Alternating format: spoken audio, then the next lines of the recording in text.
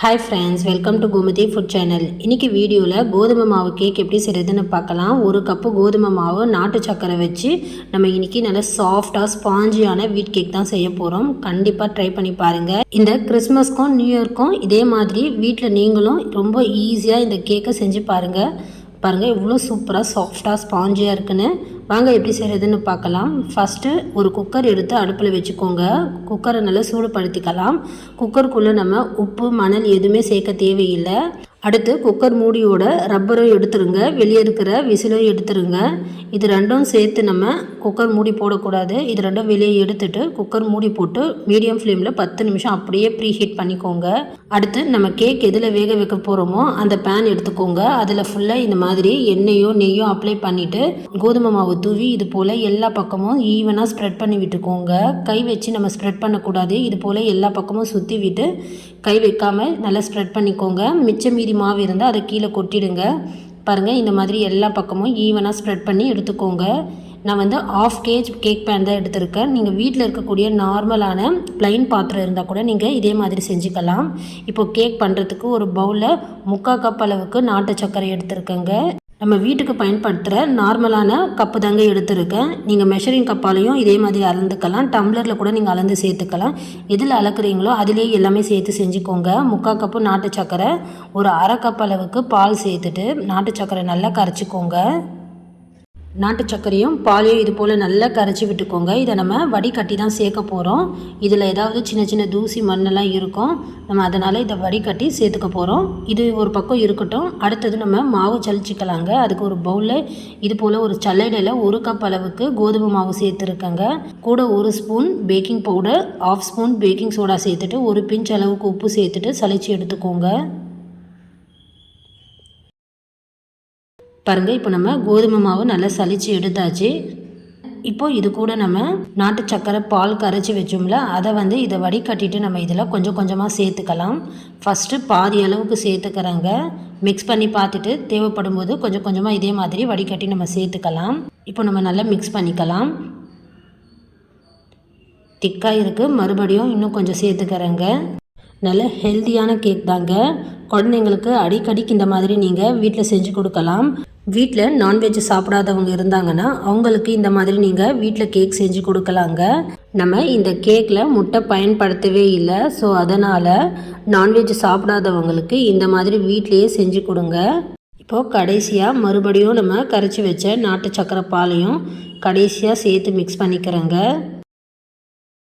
கட்டி இல்லாமல் நல்ல திக்காக இந்த அளவுக்கு இருக்குது. பாருங்கள், இதே மாதிரி ஒரே டைரக்ஷன்லேயே மிக்ஸ் பண்ணி கொடுங்க.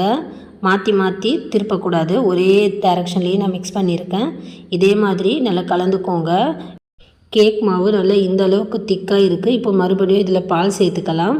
ஒரு 1/4 கப் அளவுக்கு பால் மறுபடியும் சேர்த்து நல்லா கலந்துக்கிறேங்க.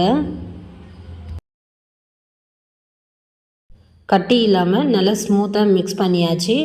அடுத்ததாக இதில் நம்ம ஆயில் சேர்த்துக்கலாங்க. கடைசியாக தான் ஆயில் சேர்த்துக்கணும்.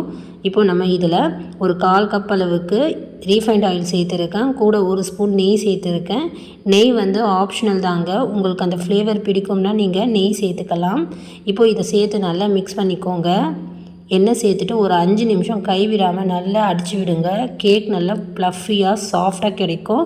நம்ம தயிர் சேர்க்கலை, அதனால தான் நம்ம கடைசியாக இதில் எண்ணெய் சேர்த்து இது போல் நல்லா அடித்து விட்டோம்னா கேக் வந்து நல்லா ப்ளஃபியாக கிடைக்கும். கேக் மாவோட கன்சிஸ்டன்சி ரொம்ப முக்கியங்க. ரொம்ப திக்காகவும் இருக்கக்கூடாது, ரொம்ப தண்ணியாக லூஸாக இருக்கக்கூடாது.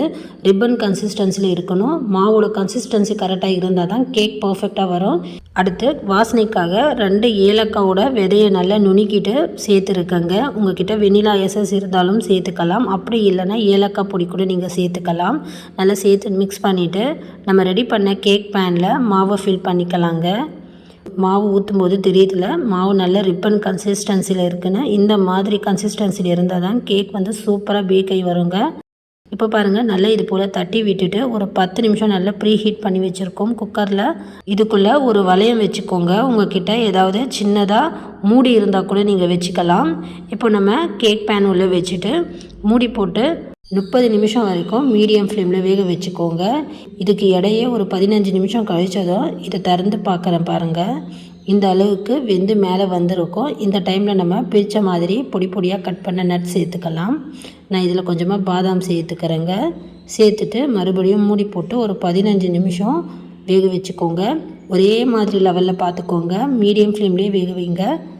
பாருங்கள், ஒரு 30 நிமிஷம் ஆயிடுச்சு. இப்போ கேக் இது மாதிரி நம்ம கத்தியால் குத்தி பார்க்கலாம். பாருங்கள், கொஞ்சம் கூட ஒட்டவே இல்லை.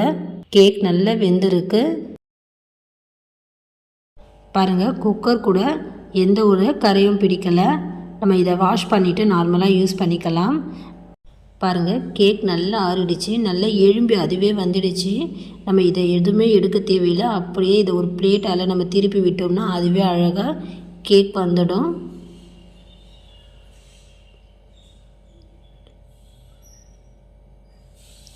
அவ்வளோதான், சூப்பராக டேஸ்டான கோதுமை மாவு கேக் சூப்பராக ரெடி ஆகிடுச்சு. கண்டிப்பாக இதே மாதிரி நீங்களும் ட்ரை பண்ணி பாருங்கள். இந்த கிறிஸ்மஸ்க்கும் நியூ இயருக்கும் நீங்கள் முடிஞ்சால் இந்த மாதிரி செஞ்சு பார்த்துட்டு கேக் உங்களுக்கு எப்படி வந்ததுன்னு மறக்காமல் கமெண்ட் பண்ணுங்கள்.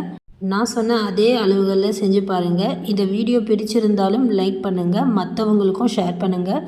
மறந்துடாமல் கோமதி ஃபுட் சேனலை சப்ஸ்கிரைப் பண்ணிக்கோங்க. அப்போ தான் நான் போடுற வீடியோஸ் எல்லாம் அடுத்தடுத்து உங்கள் ஃபோனுக்கு நோட்டிஃபிகேஷனாக வரும் ஃப்ரெண்ட்ஸ்.